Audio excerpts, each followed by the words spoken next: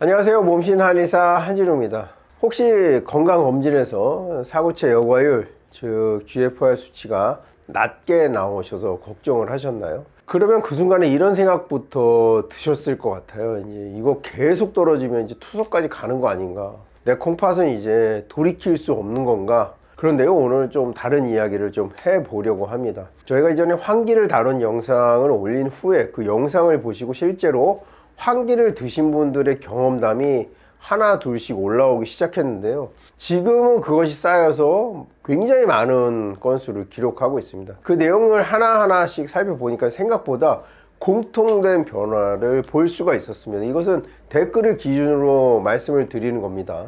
실제로 몇 달 만에 신장 수치가 다시 올라갔다고 하는 분들이 적지 않았죠. 단 한 명의 이야기가 아니라 여러 명에서 비슷한 변화가 반복되고 있었습니다. 과연 이게 가능한 일일까 저도 의아했는데요. 영상 끝까지 봐주시면요, 그 실마리를 찾으실 수가 있겠습니다. 그리고 영상 끝에 좋아요 한번 눌러주시면 큰 도움이 되겠습니다. 댓글에 의하면은 신장이 이제 망가져서 6개월마다 검사를 받는데 이 GFR 수치가 32였는데 39로 올라갔다, 이런 분들도 계셨고, 크레아티닌 수치가 0.7이 줄었다, 이런 분들도 계셨고, 61, 64, 59 뭐 이렇게 떨어지던 분이 57까지 떨어졌던 분이 환기를 드시고 72로 나왔다. 72 굉장히 많이 올라간 거죠. 이런 분도 계셨고, 사고체 여과율이 25에서 32로 올라갔다는 분들도 계셨고, 그 이후에 3개월 더 먹고 41까지 올라갔다, 이런 분들도 계셨습니다.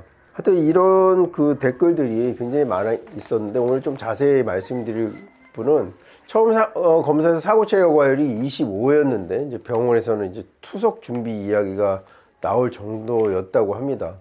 근데 이제 환기를 끓여서 물처럼 드시기 시작한 후에 20일 후에 검사를 해서 32까지 올라갔다는 것이죠. 그리고 3개월 후에는 무려 41까지 올라갔다고 합니다.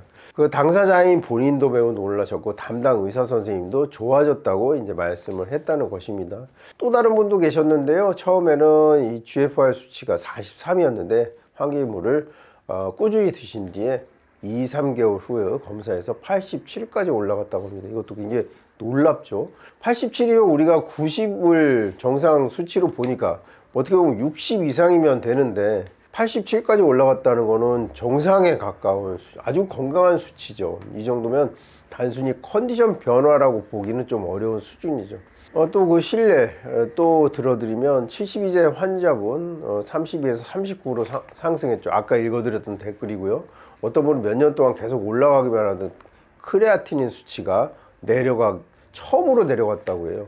또 이제 해외에서 댓글 주신 분이 시애틀에 사시는 60대 분께서 수치가 계속 떨어지는 상황에서 환기 마신 후에 59에서 72로 올라갔다고 합니다. 이게 뭐 통계적으로 몇 분의 경험이기 때문에 제가 통계로 말씀드릴 수는 없지만 이렇게 개인으로서는 좋아진 예들이 있었고요. 제가 댓글로 몇 분께는 말씀을 드렸어요.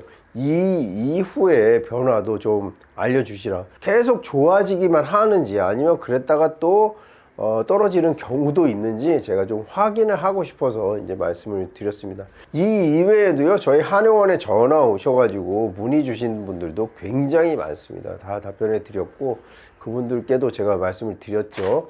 수치를 다음번에 갖고 와서 저한테 좀 보여주십사, 이렇게 말씀을 드린 바가 있습니다. 이게 과연 우연일까? 이렇게 많은 분들이 변화를 알려주셨어요. 그런데 여기서 정말 중요한 포인트가 있습니다. 이분들이 단순히 환기만 드신 게 아니고요. 이분들 공통점을 찾아보면요, 한 3가지 정도로 추릴 수가 있습니다. 첫째, 저염식단을 지켰다는 것이죠. 그리고 두 번째는 무리하지 않는 가벼운 운동을 했다는 것입니다. 빠르게 걷기 정도의 가벼운 운동이죠. 세 번째는 꾸준히 드셨습니다. 짧게는 20일, 길게는 3개월 이상이죠. 환기 하루 이틀 드시고 아예 안 좋아지는데 이런 말씀 하시면은 좀 제가 곤란하고요. 하여튼 3개월 이상 드신 분들이 많이 좋아지셨고, 즉 환기 하나로 기적이 일어난 게 아니라 몸을 회복시키라는 환경을 만들었고요. 그 과정에서 이제 환기가 도움을 주었다, 이렇게 평가할 수 있겠습니다.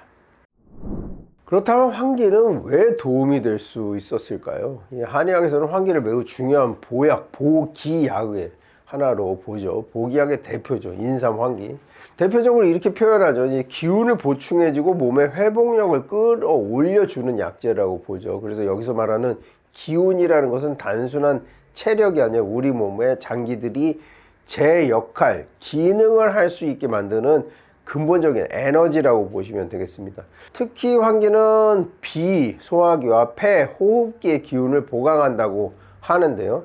비장은 음식물을 소화하고 영양을 온몸으로 보내는 비주 사지 말단까지 보내는 이런 역할을 하고요. 폐는 호흡뿐 아니라 몸 전체에 기운을 순환시키는 역할을 합니다. 폐, 주, 기 이렇게 표현하죠. 기를 주관하는 것은 폐이다 이런 말입니다. 이 두 장기가 약해지면요 몸 전체의 회복력이 떨어지게 되죠. 당연한 얘기죠. 음식과 공기, 그렇죠. 이것으로 인간은 살아가는 것이니까요. 환기는 바로 이 부분을 보강해 주면서 몸이 스스로 회복할 수 있는 기반을 만들어 주는 거죠. 또 한 가지 중요한 작용이 또 있습니다. 한의학에서는 환기가 고표 작용이 있다고 하죠. 겉을 공고히 해준다, 단단하게 해준다. 쉽게 말하면 이제 몸의 바깥을 단단히 지켜주는 역할인데요. 이 작용은 땀이 과하게 나거나 헛땀 흘린다고 하죠. 우리가 식은땀 하거나 외부 자국에 쉽게 흔들리는 상태를 안정시켜주고 몸의 방어력을 높여주는 데 도움을 줍니다. 우리가 면역력과 같이 외부의 나쁜 기운, 사악한 기운과 맞서는 것을 위기라고 하거든요. 위기, 정기. 이 모든 기를 주관하는 것이 폐가 되겠죠. 그 폐, 고표 해주는 것이 환기다. 그리고 이제 신장과 관련해서 중요한 개념이 하나 있죠. 바로 수분 대사입니다. 폐라는 거는 수지상원이라는 말을 했어요. 폐가 우리 몸의 물기운의 위쪽에 존재하는 원천이 된다. 상수원이라고 볼 수 있죠. 몸의 위쪽에. 그러면 아래쪽에 존재하는 수지하원은 원 어디냐? 근본은 바로 콩팥이죠. 그래서 폐와 콩팥이 수분 조절을 하는 대표 두 가지 기관이라고 볼 수가 있겠습니다.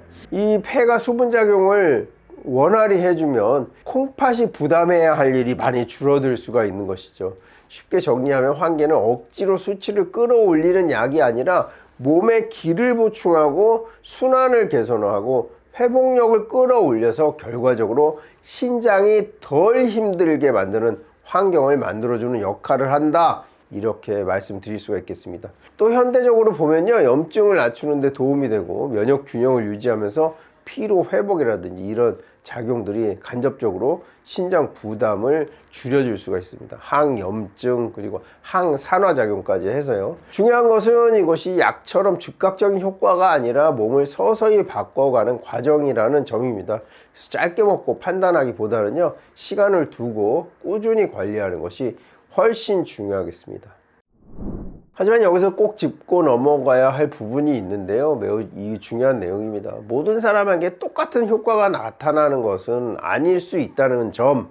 이미 신장 손상이 많이 진행된 경우에는요, 수치가 다시 올라오는데 한계가 있을 수 있습니다. 그리고 가장 중요한 것은 병원 치료를 절대 중단하시면 안 됩니다. 그리고 투석하시는 분들은 주의가 필요해요. 특히 이런 질문 많이 합니다. 환기물로 약을 먹어도 되냐? 이건 권장드리지 않습니다. 약물 흡수에 영향을 줄 수가 있고요. 예상하지 못한 상호작용이 생길 수 있기 때문입니다. 약은 반드시 물로 드시고 환기는 따로 드시는 것이 안전합니다. 그리고 댓글 보면 자꾸 여기다 뭘 추가해도 되겠냐라고 묻는 분들이 굉장히 많은데요. 제가 그러지 말라고 말씀드립니다. 왜 그러냐면 하나씩 약재를 첨가할 때는 뭐 그러려니 하는, 나중에는 뭘 빼야 할지를 결정 못하는 경우가 굉장히 많아져요. 그러면 3개가 5개가 되고 7개가 되고 10개가 되고 20개가 되면 이거는 누가 뭐 어떤 작용을 하는지 전혀 모르고 그냥 배만 부를 수도 있거든요. 그러니까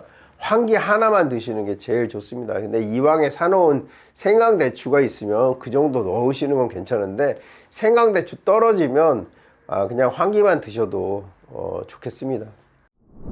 그럼 환기를 어떻게 드셔야 하냐? 이것도 댓글로 참 많이 알려드렸는데 제가 영상에서도 여러 번 말씀을 드렸고 언급을 했는데, 환기에 한 20에서 40g 사이를 본인 어떤 상황에 맞게 물 한 800, 적게는 600에서 800, 한 1리터까지 조절해서 드시면 되겠고요. 약한 불에서 한 20분에서 30분 정도 끓이면 되겠습니다. 아주 표준 처방으로 말씀드리면 환기 20에서 40g, 그러니까 콩팥이 건강하신 분들은 40g 넣으시면 되고, 콩팥 건강이 안 좋은 분일수록 그 용량을 낮게 하셔가지고, 그러니까 연하게 하실 분은 물 600에서 800g보다 조금 더 많이 넣으시면 되고요. 표준으로 먹겠다 하는 분들은 물 600에서 800ml에다가 20, 30분 끓여서 차처럼 연하게 드시면 되겠고, 한 번에 다 드시지 말고 하루 종일 여러 번 나누어 드시길 권해드리겠습니다. 오늘 이 사례들을 보면서 이제 이런 생각들이 드셨을 거예요. 나도 조금은 희망이 있을까? 네, 맞습니다. 그 배우자분들도 전화 오셔서 끓여드려도 되겠습니까? 이런 문의 전화도 많았거든요. 대부분 신장은 한 번 나빠지면 이제 끝이 아니라 관리에 따라 충분히 그 나빠지는 것을 늦추는 그런 의미도 있겠죠. 중요한 것은요, 하나의 방법이 아니라 생활 습관, 식단, 꾸준함, 이 세 가지이죠. 그리고 그 과정에서 환기가 도움을 줄 수 있는 하나의 선택지가 된다는 것이죠. 제가 볼 때는 굉장히 훌륭한 선택지예요. 오늘 말씀드린 내용처럼 작은 변화라도 꾸준히 쌓이게 되면 그 결과는 분명히 달라질 수 있다는 점입니다. 절대 포기하지 마시고 지금부터라도 하나씩 실천해 보시길 바라겠습니다. 여러분의 건강을 응원하겠습니다. 오늘 준비한 영상은 여기까지고요. 더 궁금하신 점 댓글 남겨주시면 성의껏 답변 드리도록 하겠습니다.